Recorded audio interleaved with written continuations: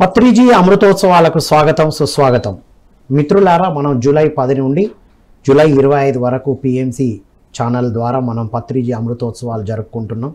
ఈ సందర్భంగా పత్రిజీ అమృత వాక్కుల నుండి వచ్చినటువంటి వివిధ కాన్సెప్ట్లను అవి తెలుసుకొని ఆచరించి అద్భుతంగా ఉన్నతంగా ఎదిగి విశ్వానికే ప్రపంచానికి అందిస్తున్నటువంటి గ్రేట్ పిరమిడ్ మాస్టర్ల ద్వారా వివిధ కాన్సెప్ట్స్ మనం తెలుసుకుంటున్నాం. నేడు మనం మీరే మీ గురువులు కండి, పుస్తకాలే మన గురువులు అనేటువంటి అద్భుతమైన టాపిక్. ఇదేమిటి, అసలు పుస్తకాలు మనకు ఎలా గురువులు అవుతారు, మనం గురువుగా ఎలా ఎదుగుతాం అనేది, వారు ఎలా ఎదిగారు అనేది తెలియజేయడానికి మనతో పాటు ఉన్నారు ప్రకృతి ఉమా మహేష్ గారు. వీరు భిన్నంగా ఆలోచించు మరియు నేనింతే అనే పుస్తకాలు రచించి ఎన్నో కంటిన్యూస్ ప్రోగ్రామ్స్ ఇస్తూ ఉంటారు. ప్రకృతి గ్లోబల్ ఫౌండేషన్ ద్వారా విశ్వమంతా ఈ ప్రోగ్రామ్స్ అందిస్తున్నారు. వారితో మాట్లాడే అద్భుతమైన విషయాలు తెలుసుకుందాం. ఎవరైనా మీ ప్రశ్నలు అడగాలనుకున్నా డైరెక్ట్గా స్క్రోల్ అవుతున్న నంబర్కి అడగండి, వారు సమాధానాలు ఇస్తారు. నమస్కారం ఉమామహేష్ గారు. నమస్తే సార్. వెల్కమ్ టు పత్రిజీ అమృతోత్సవాలు. థ్యాంక్ యూ నన్ను ఆహ్వానించినందుకు, అందులోనూ అమృతోత్సవాల విషయంగా నన్ను ఆహ్వానించినందుకు really I'm very happy and thanks to PMC and you. ఎందుకంటే మనం పత్రిజీతో ఎంత సాంగత్యం చేశామో, ఎంత డైరెక్ట్గా తెలుసుకున్నామో, స్పెషల్ అపియరెన్స్లో కలవాలన్నదే మన వ్యూ అనమాట. Nice, very happy to see you here. So చెప్పండి, అసలు పత్రిజీని ఫస్ట్ అసలు ఈ మీరే గురువులు కండి అనే కాన్సెప్ట్ ఎప్పుడు విన్నారు? ఈ పుస్తకాలు గురువులు అవుతారని ఎప్పుడు, ఎలా మీరు పత్రిజీ ద్వారా తెలుసుకున్నారు? నేను సార్ను 95లో కలిశాను మొదటిగా. ఆయన అప్పటికే ఒక గురు సమానులుగా ఉన్నారు, అప్పటికే ఫాలోయర్స్ ఉన్నారు. అప్పటికే కర్నూలులో పిరమిడ్ వచ్చేసింది, గుంతకల్లో పిరమిడ్ వస్తుంది. నేను ఒక బాధలో ఉన్నాను, అప్పుడు చాలా డీప్ డిప్రెషన్లో ఉన్నా. చచ్చిపోదామని అనుకుంటూ ఉన్నా, సూసైడ్ చేసుకుందాం అనుకుంటూ ఉన్నా. ఈ బ్రతుకు వేస్ట్, బతకడం చాలా కష్టం, చావడం చాలా ఈజీ. అప్పుడు మీ యూత్ ఏజ్లోనే స్టూడెంట్గానే ఉన్నారు? బీటెక్ ఫస్ట్ ఇయర్ చదువుతున్నా. Okay, 17 years. First year. ఓహో. సో ఆ టైంలో జనరల్గా ఏదైనా గురువు దగ్గరికి వెళ్తే, సార్ ఏదైనా చెప్పండి అంటే, అబ్బా దయ జాలి కరుణ ఎక్స్పెక్ట్ చేస్తాను. బాధలో వెళ్తే ఇంకా ఎక్కువ, హో అవునా అని సార్ చూస్తాం. ఎస్, అది మన జనరల్ ఎక్స్పెక్టేషన్. మా గురువులు కాకపోయినా మామూలు వ్యక్తులైనా బాధతో వెళ్తే కన్నీళ్ళు తురుస్తారు.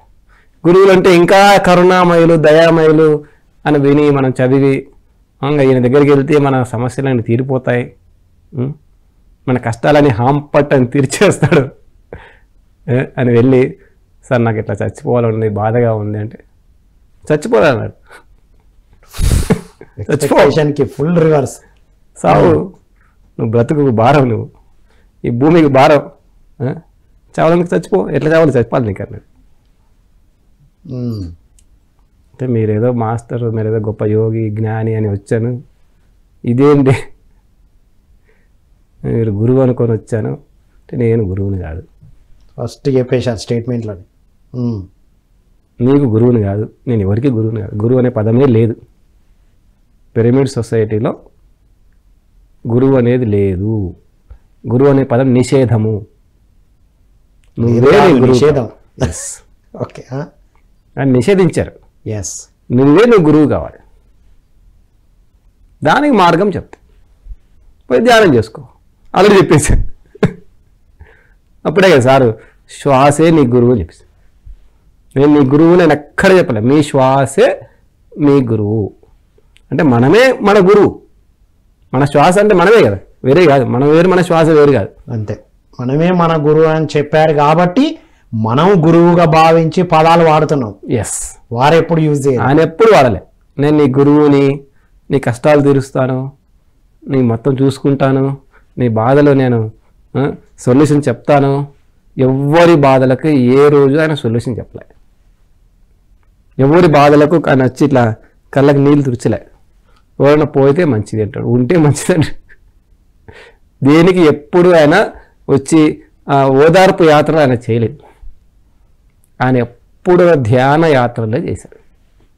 ధ్యానయాత్ర జ్ఞానయాత్ర. ఎస్, అది మనల్ని పాటించి సాధన చేసి మనల్నే గురువుగా తయారు కామన్నాడు.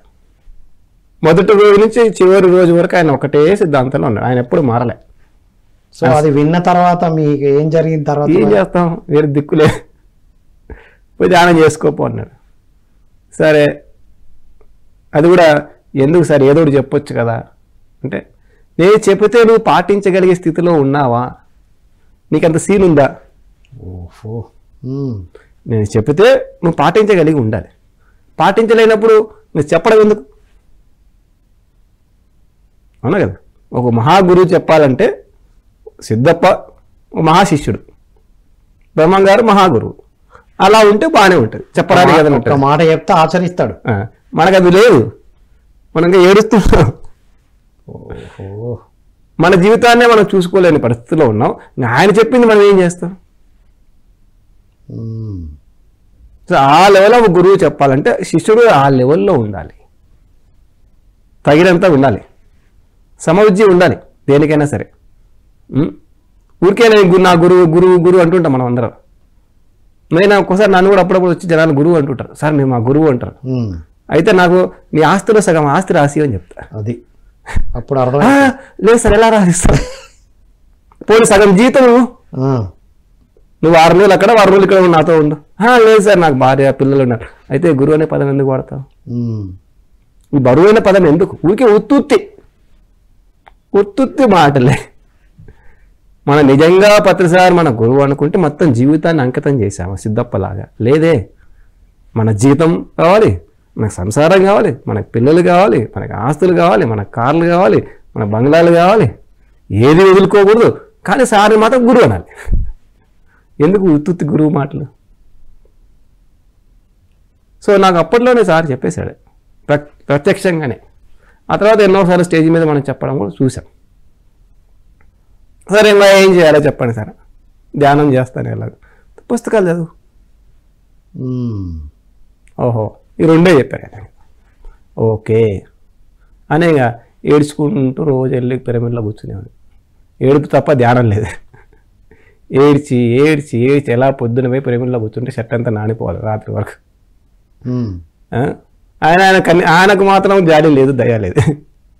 నువ్వు ఎంత ఏడ్చినా ఒకటే మాట, ధ్యానం చేయి, ధ్యానం చేయి, ధ్యానం చేయి, ధ్యానం చేయి. నువ్వే తయారు కావాలి, పుస్తకాలు చదువుకో. సరే ఆయన చెప్పారు కదా, నేను చెప్పిన రికమెండెడ్ బుక్స్ ఒక్కొక్కటి తీసుకొని చదవడం మొదలుపెట్టాను. కరెక్ట్గా నా లోపల ఏ బాధతో నేను రగులుతున్నానో దానికి కరెక్ట్గా సొల్యూషన్ అక్కడ వచ్చేది. వావ్, పుస్తకం ద్వారా ఆయన చెప్పిన పుస్తకం ద్వారా. సో ఆ పుస్తకంలో ఆ పాయింట్ చదివి పాటిస్తే కొంత రిలీఫ్ వచ్చేది. ఏంటి ఆ పుస్తకం? చాలా పుస్తకాలు. మొట్టమొదటి నాకు బాగా ఇన్స్పిరేషన్ ఇచ్చిన పుస్తకం హిమాలయ యోగులు. డైరెక్ట్ పిహెచ్డి పుస్తకం ముందే స్వామి రామ గారు రాసిన లివింగ్ విత్ హిమాలయన్ మాస్టర్స్ పుస్తకం ట్రాన్స్లేషన్ హిమాలయ యోగులు. నాకు ధ్యానంలో కనపడింది. అది కర్నూలులో పిరమిడ్లో ధ్యానం చేస్తే ధ్యానంలో కనపడింది. పుస్తకాలు చదివే అలవాటు ఆల్రెడీ ఉంది కాబట్టి చదవడం మొదలుపెట్టి. ఓకే. ఆ తర్వాత బయటికి వెళ్ళి ఇట్లనే చంద్రశేఖర్ శర్మ గారు ఉండేవారు అప్పట్లో, పండు సార్, శరీరం వదిలేశారు ఆయన. ఆయనకి వెళ్ళి అడిగితే నువ్వు పుస్తకాలు చదువుతున్నావా అని అడిగారు. అంటే అప్పటికే నేను చాలా చదివేశాను సార్, ఇప్పుడు ఏం చదవాలి అంటే అట్లా కాదు కానీ చదువు. పత్రిసారి రికమెండేషన్లో ఇది ఒక ఫస్ట్ ఇంపార్టెంట్. ధ్యానం తర్వాత ఇమ్మీడియట్ రికమెండేషన్ పత్రిసారి చెప్పే పుస్తకాలు. అవునా అంటే సరే నీకు ఒక పుస్తకం ఇస్తా, అది చదువు అని ఆయన బ్యాగ్లో ఇట్లా వెనక నుంచి తీసి ఒక బుక్ ఇచ్చాడు. అదే బుక్ అది మీకు కనబడ్డదే వారి ద్వారా అందించబడ్డది. ఎస్. ఓపెన్ చేసి అంతా అదే ఫీలింగే. దాంట్లో అంతా స్వామిరామ చిన్నప్పుడు ఇలాగే గురువు దగ్గర పిల్ల చేష్టలు చేస్తుంటాడు.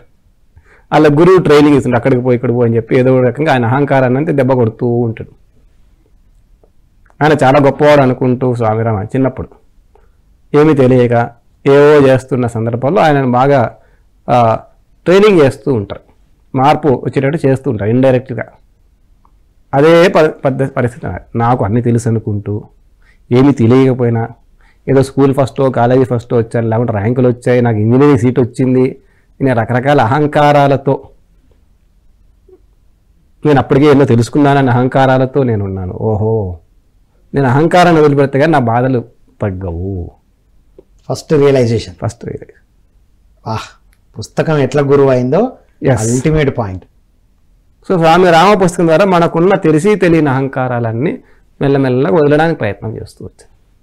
అంటే దుఃఖానికి బాధకు మూలం అదే అని అర్థమైపోయింది. నేను నాది ఉండే కారణం. ఆ ఏజ్ లోనే ఇంజనీరింగ్ ఫస్ట్ ఇయర్ లోనే ఈ రియలైజేషన్ వచ్చింది బుక్ ద్వారా. అదే డైరెక్ట్ గా చెప్తే ఎప్పుడు రిసీవ్ చేసుకునే వాళ్ళం. వాహ్, రియల్లీ గ్రేట్ పాయింట్. సో అది నా గురువు అయిపోయింది. ఒక హిమాలయ యోగుల పుస్తకం నాకు ఒక గురువు.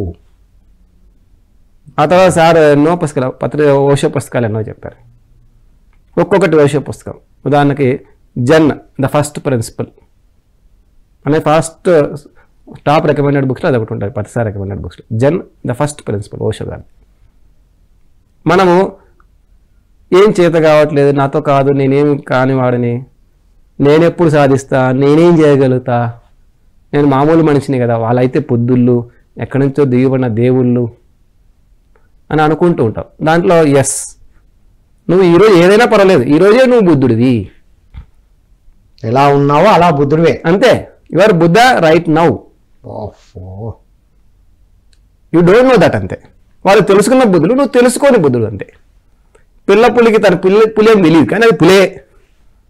దానికి భయాలు ఉంటాయి, కొన్ని టెన్షన్స్ ఉంటాయి. దానికి అన్ని పెద్ద పులిలాగా వేటాడలేదు లేదు. పెద్ద పులిని చూసి నేను పులిని కారేమో అనుకుంటే ఎట్లా?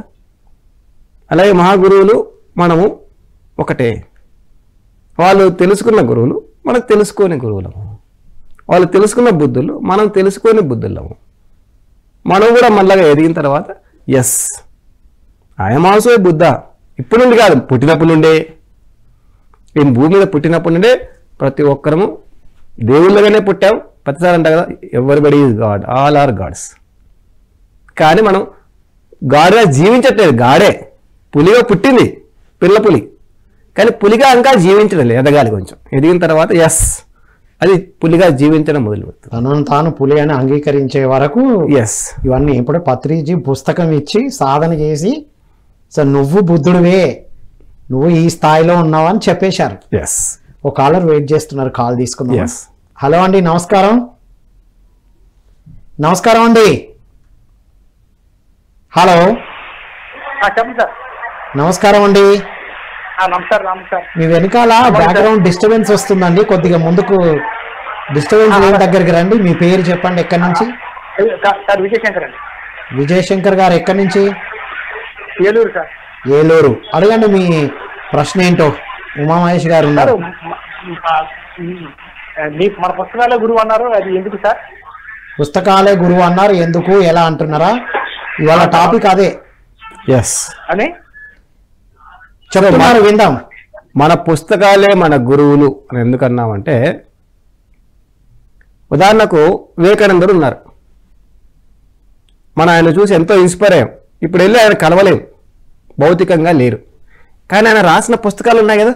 రైట్, తన గురించి మొత్తం తెలుసుకోవచ్చు ఇప్పుడు. ఎస్. ఆయన ఏం చెప్పాడు, ఎలా ఉండమన్నాడు, ఆయన అప్పుడు శిష్యులు ఒకవేళ ఉంటే ఆయన శిష్యులకు ఏం చెప్పాడు, అదంతా ఆయన పుస్తకాల్లో ఉంది. Same as it is. Wow. పత్రిసారి లేరు శరీరంలో, కానీ పత్రిసారి పుస్తకాలు అన్నీ ఉన్నాయి కదా. అంటే పత్రిసారి ఉన్నట్టే, మనకు పత్రిసారి అనే ఒక గురువు ఉన్నట్లే. అంటే ప్రతి గురువు పుస్తక రూపంలో ఉన్నారు. రమణ మహర్షి గారు ఇప్పుడు భౌతికంగా లేరు, కానీ రమణ మహర్షి గారి పుస్తకాలు ఎన్నో ఉన్నాయి కదా. ఎస్. సో ప్రత్యక్షంగా గురువు లేకపోయినప్పటికీ మహాగురువులందరూ ఏం చేశారంటే, వారి మరొక రూపమైన పుస్తకాలను ఇచ్చేసి వెళ్ళిపోయారు. మనకి శ్రీకృష్ణుడు లేరు, కానీ భగవద్గీత ఉంది. భగవద్గీతను మనం ఆచరిస్తే కృష్ణుడిని మనం ఫాలో అయినట్టే, కృష్ణుడు మనతో ఉన్నట్టే, కృష్ణుడే గైడ్ చేసినట్టు, అంతే. వావ్. సో ఎంతో మంది గురువులు మనకు ఉన్నారు ఇప్పుడు, ఒక్క గురువు కాదు. పత్రిసారి మనకు ఎంతో మంది గురువులను ప్రత్యక్షంగా పరిచయం చేశారు, వాళ్ళ శరీరంతో ఉన్నా శరీరంలో లేకపోయినా. అల్టిమేట్. విన్నారు కదండి శంకర్ గారు, అర్థమైంది కదా. థ్యాంక్ యూ అండి, వండర్ఫుల్ క్వశ్చన్ అడిగారు. కంప్లీట్గా వింటూ ఉంటాను, మరిన్ని విషయాలు చెప్తారు వారు. ఎస్.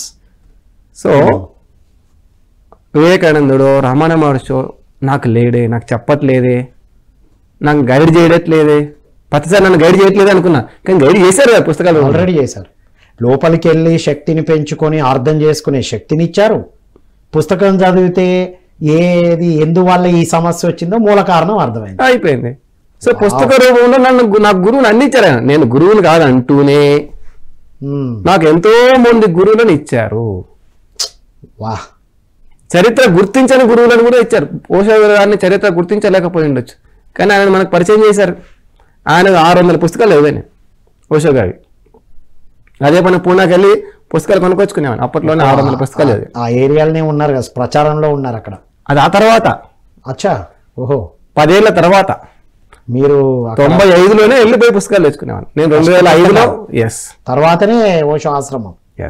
10 ఏళ్ల తర్వాత 1990 2005 నేను స్టూడెంట్ని ఇంకా. సో అప్పుడే నేను 600 పుస్తకాలు చదివాను. ఓషో గారు ఇంకా ఆల్రెడీ మాకు గురువు అయిపోయినట్టే కదా. సో నాకు ఓషో అనే గురువుని పరిచయం చేశారు. ఓషో గారు పుస్తక రూపంలో నాకు గురువు, స్వామి రామ గారు పుస్తక రూపంలో నాకు గురువు. అప్పట్లో దారిలో ఎక్కడో వెళ్తుంటే ఒక చిత్తు కాగితాలు అమ్మే దాంట్లో మన పాత పేపర్లు అమ్ముతారు కదా, దాంట్లో నేను పాత పేపర్లు మా ఇంటి దగ్గర ఉన్నప్పుడు ఏదైనా వెళ్తే అందులో ఒక పుస్తకం దొరికింది, రమణ మహర్షి గారి రమణ భాషణం. అది నా గురువు అయిపోయింది. ఇంత పుస్తకం చదువుతుంటే నా జీవితం మారిపోయింది. రమణ మహర్షి గారి గురించి ఆల్రెడీ ప్రతిసారి చెప్పారు మనకి. సో రమణ మహర్షి గారు రమణ భాషణం అనే బుక్ ద్వారా నాకు గురువు అయిపోయారు. ఎంతమంది గురువులను కలిసామైతే మనం, ఎన్ని పుస్తకాలు చదివాం. ఇప్పటికో 5,000 10,000 పుస్తకాలు చదివింటాను. అంటే అంతమంది గురువుల సారాంశం ఇక్కడ వచ్చేసింది. సారాంశం ఉంది.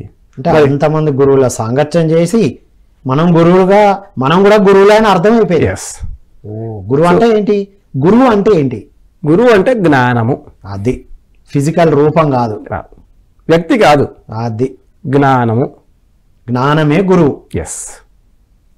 మనకు తెలియంది తెలుసుకోవాలి.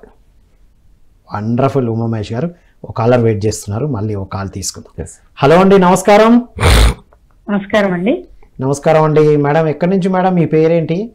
మా పేరు రాజరాజేశ్వరి, నేను ప్రకాశం జిల్లా కనిగిరి అండి. ఎస్, అడగండి. Yes sir. నమస్తే సార్. నమస్తే మేడం. Yes sir. సార్ ఇప్పుడు లైక్ నేను ధ్యానంలోకి వచ్చి 4 years అవుతుంది. నేను వచ్చే టైంకి ఇంచుమించు పత్రి సార్తో మాకు జర్నీ లేదు. సో మీరందరూ పత్రి సార్ని గురువు అంటున్నారు, బట్ నేను వచ్చేటప్పటికి నేను మీ సబ్జెక్ట్ కి మీ జ్ఞానానికి కనెక్ట్ అయ్యా. నా దృష్టిలో నాకు మీరు గురువు. ఇప్పుడు పత్రి సారు కొన్ని లిటరల్ గా రాశారు కాబట్టి ఆయన పూర్తి అనుభవంతో బుక్కులు ఉంటాయి. ఇప్పుడు మీ అనుభవంతో మీరు రాసిన బుక్కి మీ అనుభవం ఉంటుంది. అలా కాకుండా ఇప్పుడు మీ అనుభవాన్ని, ఇప్పుడు పత్రి సార్ అనుభవాన్ని మీరు వస్తే అది మీ అనుభవపూర్వకంగా రాసినట్లు అవుతుంది ఆ పుస్తకంలో జ్ఞానం, లేదంటే పత్రి సార్ జ్ఞానాన్ని మీరు అక్కడ అందించిన వారు అవుతారా? ఇప్పుడు మీ ఇద్దరిలో మాకు గురువు ఎవరు అనుకుని మేము డిసైడ్ అవ్వాలి. అది సార్ నా క్వశ్చన్. సో ఈరోజు టాపిక్ మేమిద్దరము గురువులు కాదు, మీరే గురువు. ఇప్పుడు ఉమామహేష్ గారికే పత్రి సార్ గురువు కాదు, ఇప్పుడు మీరు ఎట్లా అనుకుంటారు? అది సో నేను మీ గురువు కాదు, పత్రిసారి చెప్పినట్టుగా పత్రిసారి మీకు గురువు కాదు, అది పత్రిసారి యొక్క జ్ఞానము మీ గురువు. అంటే తులసీదళం మీకు గురువు. రైట్. 2 విషయాలు అడిగారు, అది ఒకటి. ఒక క్లారిటీ ఇచ్చారు కదా. ఇంకోటి అడిగారు, పత్రిసారి జ్ఞానం తీసుకొని మీరు మీ సొంతంగా మీ జ్ఞానంతో పుస్తకం రాశారు. అవును. ఇప్పుడు మరి మీ పుస్తకము మీ సొంత జ్ఞానమేనా, సార్ నుంచి తీసుకున్న మీ గురువు జ్ఞానం అని అడిగారు కూడా. 2 ప్రశ్నలు వచ్చినాయి అందులో. సో సార్ నుంచి తీసుకున్నది నా అనుభవంలో పొందినది. సార్ ఎన్నో విషయాలు చెప్పాడు, అది నేను సార్ నుంచి ఇంత తీసుకున్నా. అంతే. గోరంతా కూడా కాదు, వెంట్రుకంతా.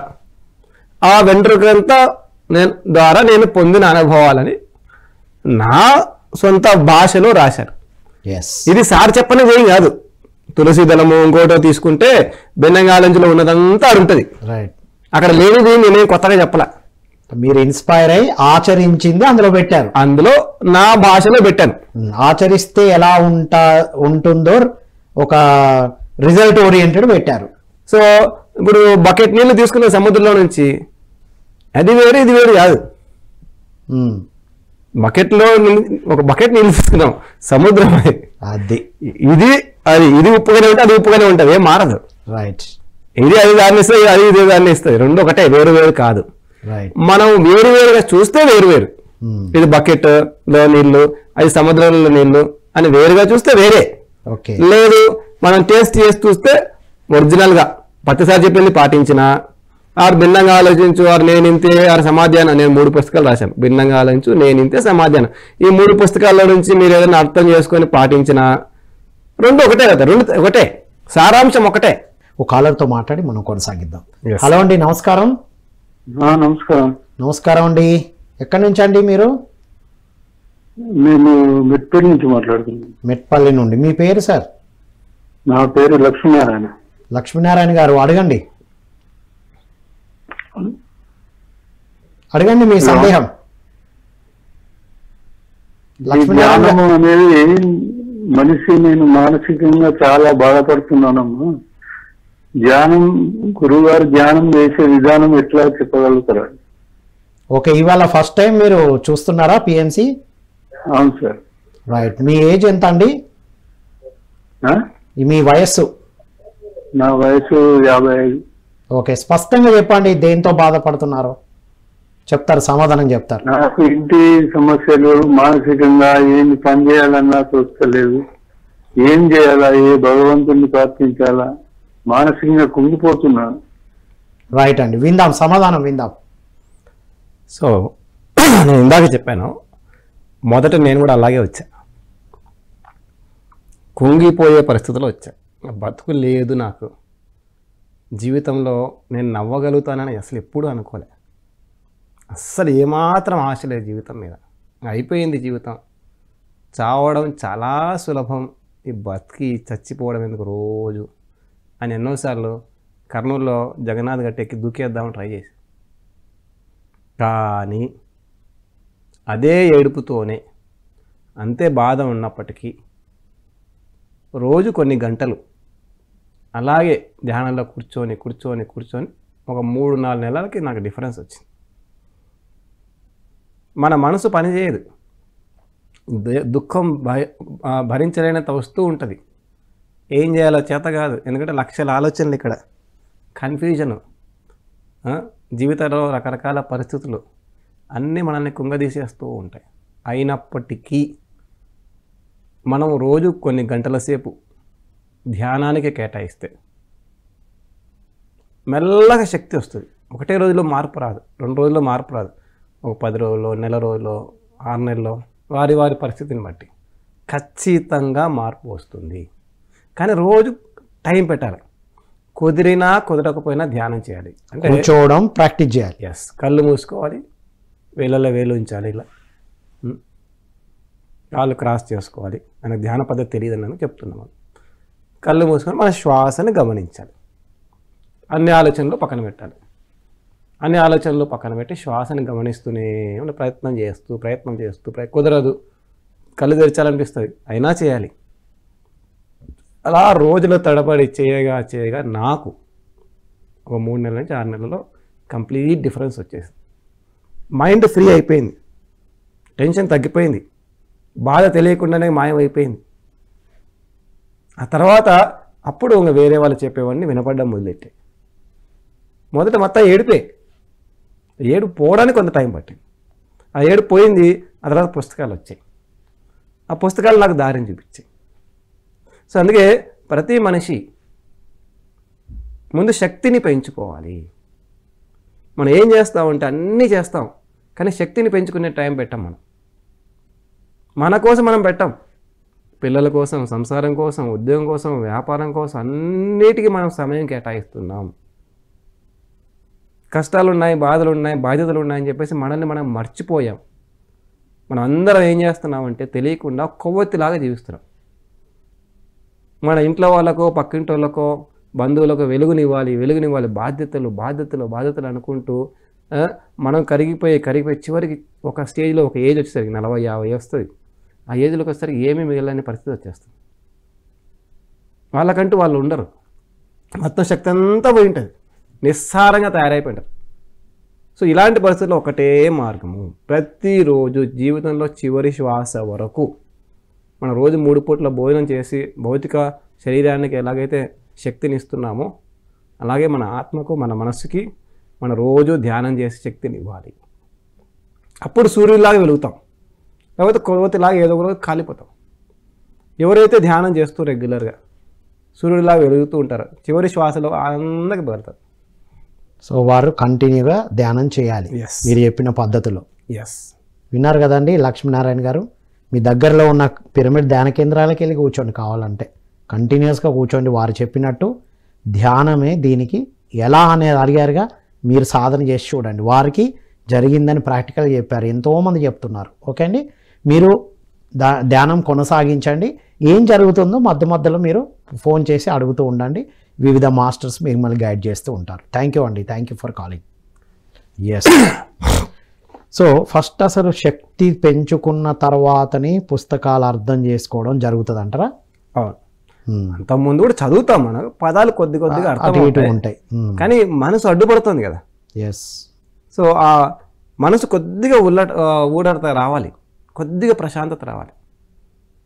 అప్పుడు ఈ ధ్యానం తర్వాత పుస్తకాలు అనేవి పనిచేస్తాయి. ఆల్రెడీ స్టేబుల్ మైండ్ ఉందనుకోండి, వాళ్ళు రెగ్యులర్గా ధ్యానం చేస్తూ మొదటి రోజు నుంచే పుస్తకాలు మొదలు పెట్టచ్చు. రైట్. కానీ కంప్లీట్గా డిస్టర్బ్డ్ మైండ్లో ఉన్న వాళ్ళకి ఏ జ్ఞానం ఎక్కదు. కంప్లీట్ డిప్రెషన్లో ఉన్న వాళ్ళకు, తీవ్రమైన బాధల్లో ఉన్న వాళ్ళకి మొదట ధ్యానం, లేదు రెండో ఆప్షన్ ప్రకృతిలో గడపడం. అది కూడా నేను చేశాను. మరి పుస్తకాలు చదవడం జ్ఞానం పెంచుతుంది, గురువులు అవుతాం. పుస్తకాలు చదవలేని వాళ్ళు, అంటే ఈ జన్మలో రీడింగ్ లేదు, చదువుకోలేదు, వాళ్ళు ఏం చేయాలంటారు? మనకు టెక్నాలజీ పెరిగింది, పిఎంసి ఓపెన్ చేస్తే 1,00,000 పుస్తకాలకు సమానం గ్రంథాలయం. కరెక్ట్. ఎస్. మనం మొదలుపెట్టిన కాలంలో ఇవన్నీ లేవు. పుస్తకమే కొనాలి. ఆ పుస్తకం గురించి ఎంత వెతికేది. ఎస్. ఆ ఉన్న 10-20 పుస్తకాలు మీరు కొన్నారంటే మీతో వెంబడిపడి, ఇంకొకరి దగ్గర ఉందంటే వాళ్ళతో తీసుకొని ఇలా అడ్జస్ట్ చేసుకునే వాళ్ళం మనం. ఇప్పుడు అలాంటి ఇబ్బంది లేకుండా ఉండడానికే కదా స్పూన్ ఫీడింగ్. ఇప్పుడు మనం గోల్డెన్ ఏజ్. నేను కర్నూలు నుంచి ఎత్తుకుంటూ పూణేకు, బాంబేకి, ఢిల్లీకి, బెంగళూరుకి ఎన్నో రోజులు వెళ్ళాను పుస్తకాలు కొనుక్కోవడానికి. ఒక పుస్తకం కొనుక్కోవడానికి మనం 200 అని ఆలోచిస్తున్నాం. ఆ 200 పుస్తకం కొనడానికి 2,000 ఖర్చు పెట్టాలి ఆ కాలంలో. వెళ్ళి రావడానికి ఒక పుస్తకం కొనుక్కొచ్చుకోవడానికి 2,000, 3,000 ఖర్చు పెట్టాలి. అది కూడా ఉంటుందో లేదో తెలియదు, వెతుక్కుంటూ వెళ్ళాలి. ఆ ఏరియాలో ఆ స్టాల్లో దొరుకుతుందంట. ఎందుకంటే అది ఎక్కడో అమెరికాలో ప్రింట్ అయిన పుస్తకం ఇక్కడికి రావాలి, అది మన కర్నూలుకి రాదు. సో ఇంటర్నేషనల్ బుక్స్ అన్ని కావాలంటే ఎక్కడెక్కడో దొరికాయి, ఎత్తుక్కుంటూ పోయి అక్కడ మళ్ళీ స్టాక్ లేవంటారు. అడ్వాన్స్ ఇచ్చి 6 నెలలు ఎదురు చూసి మళ్ళీ వెళ్ళిన రోజులు ఉన్నాయి. ఎస్. ముందే అసలు ప్రింట్ అవ్వక ముందు బుక్ చేసుకునే వాళ్ళం కదా స్టార్టింగ్. ఎస్. ఇప్పుడు అది లేదు. Everything is book. అమెజాన్లో ఉంది, పిఎంసీలో ఉన్నాయి, ఎన్నో ఉన్నాయి టెక్నాలజీ. ఇంత టెక్నాలజీ కాలంగా ఆలోచించే అవసరం లేదు. ఉదాహరణకు భిన్నంగా ఆలోచించిన నా బుక్కే ఉంది. 300 ఎపిసోడ్లు చేసాం భిన్నంగా ఆలోచించి. అవి ఎపిసోడ్ చూస్తే సరిపోతుంది, అయిపోయింది. చదవలేకపోతే బాధ ఏముంది? అయ్యో పుస్తకాలు చదవట్లేదు, నాకు ఈ జన్మలో రీడింగ్ రాదని ఫీల్ అవ్వాల్సిన అవసరం లేదు. ఓకే. టెక్నాలజీ మారిపోయింది. ఆనందంగా భిన్నంగా ఆలోచించి పుస్తకం చదవలేకపోతే భిన్నంగా ఆలోచించి వీడియోస్ చూడండి, నేను ఇంత వీడియోస్ చూడండి. ఎన్నో పుస్తకాల గురించి సంబంధించిన ఆడియో బుక్స్ వచ్చాయి. ఇప్పుడు అమెజాన్లో కూడా ఆడియో బుక్స్ వచ్చాయి, ఎన్నో ఆడియో బుక్స్ ఉన్నాయి. ఆడియో బుక్స్ తెలుగులో కూడా వచ్చినాయి, మరి ఇంగ్లీషే కాదు కదా. మరి ఇంకేముంది? సో ఇప్పుడు టెన్షన్ రావాల్సిన అవసరం లేదు. సో గురువులకు సమస్య లేదు, శిష్యుడికే సమస్య. శిష్యులు రెడీగా లేరు.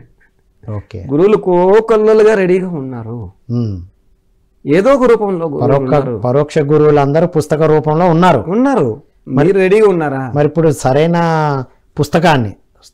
పుస్తక గురువుని ఎంచుకోవడం ఎట్లా? మరి ఇదే మార్కెట్లో వివిధ రకాల పుస్తకాలు ఉన్నాయి. ఈ శరీరం ఏముందబ్బా 4 రోజుల్లో వెళ్ళిపోయేది అని నిస్సారమైన పుస్తకాలు కూడా ఉన్నాయి. మరి అది ఎంచుకోవడం ఎట్లా? సో దానికి ఒకటే మార్గం, నీకేం కావాలో అది ఎంచుకో. స్టెప్ 1 అది. వావ్. వేరే వాళ్ళకి ఏది కావాలో అది కాదు, అది నేను ఎంచుకున్నది అదే.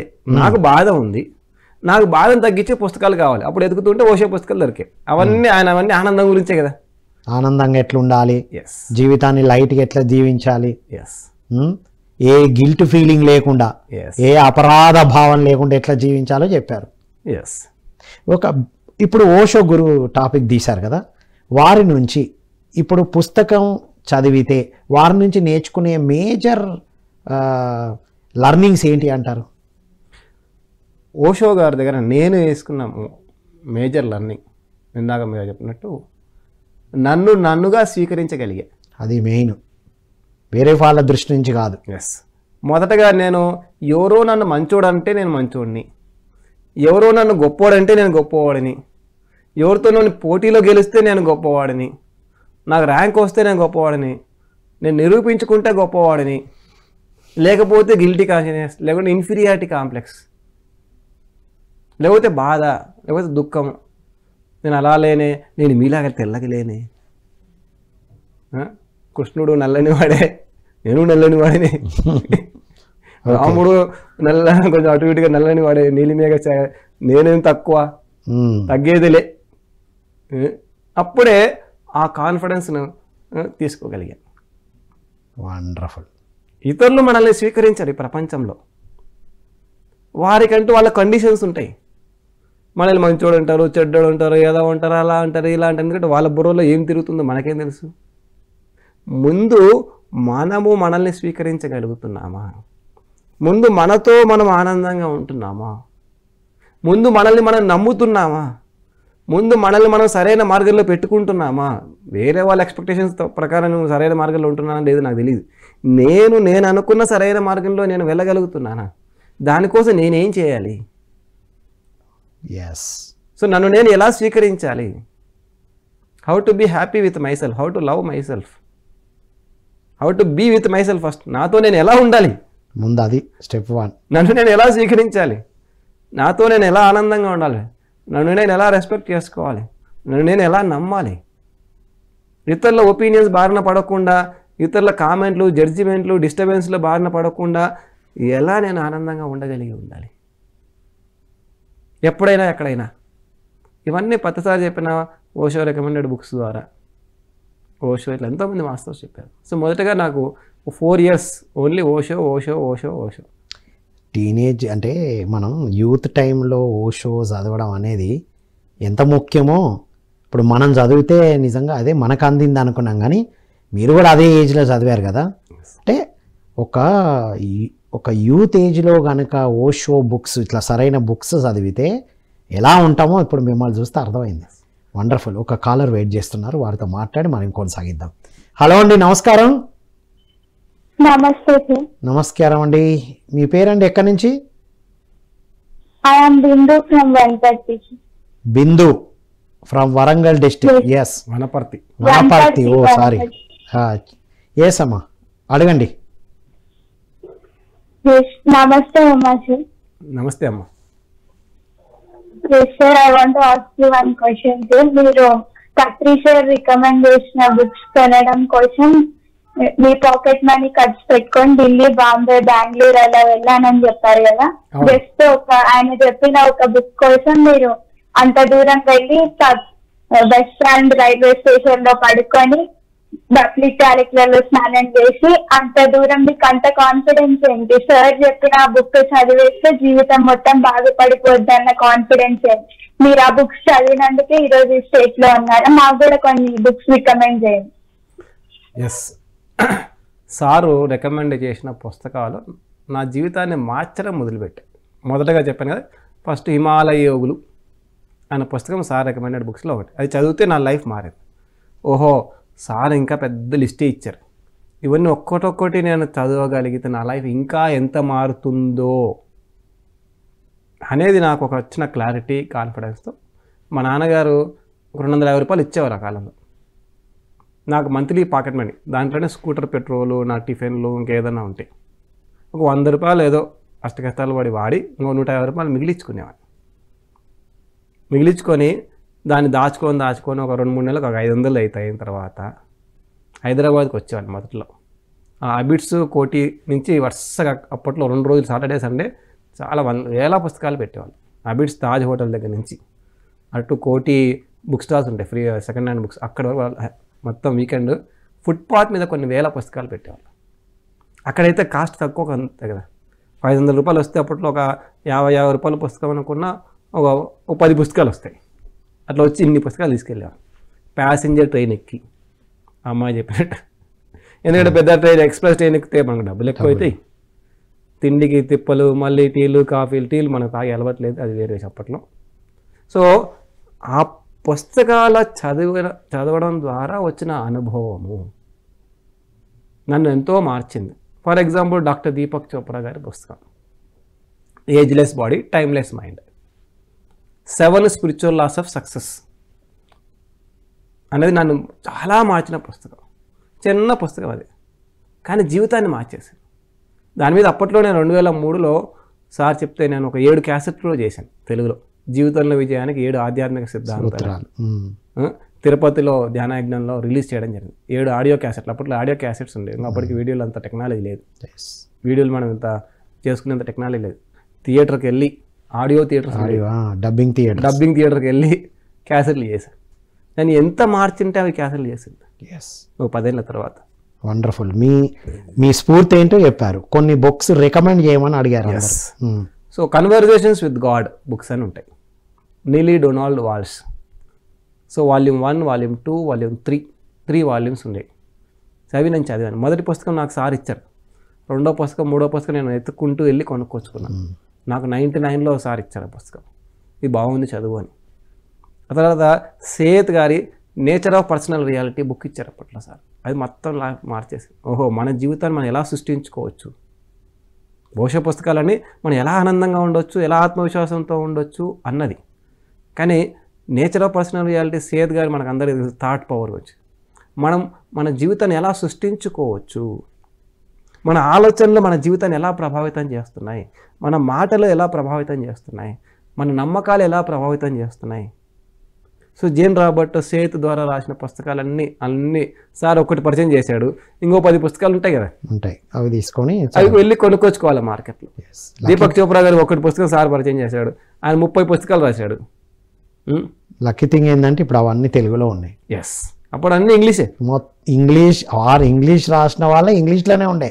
ఎస్, మన సొసైటీలో దాన్ని తెలుగులోకి తీసుకొచ్చిన ఎన్నో ఉన్నాయి. ఇప్పుడు గీతా మకరందము, భగవద్గీత గురించి విద్యాప్రకాష్ నందిగిరి గారు రాసింది, రికమెండెడ్ చేసింది ఆ సార్ పుస్తకం.